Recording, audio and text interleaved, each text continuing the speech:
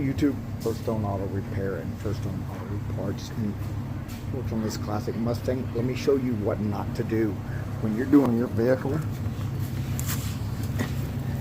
and you add new fuel lines and brake lines because you changed the rear brakes from drum to disc.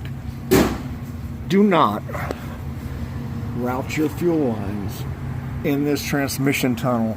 If you'll see this one right here, these two fuel lines, the metal one and the rubber one, have been sitting here rubbing on this drive shaft. If this was a vehicle, it already tore the brake line out, but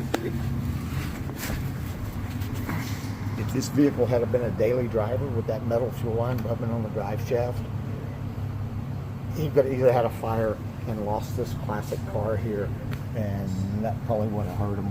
But anyway, the fuel lines originally are routed underneath right here on this side, not in the transmission tunnel. The brake line is mounted in the transmission tunnel, but it's secured up out of the way. They didn't have it secured, they just had it laying, and luckily the drive shaft caught the brake line and broke it and disabled the car where they had it towed in, because if he had gone on a long drive with that metal line rubbing, I guarantee you there would have been a fire. He wasn't far away from losing this classic right here.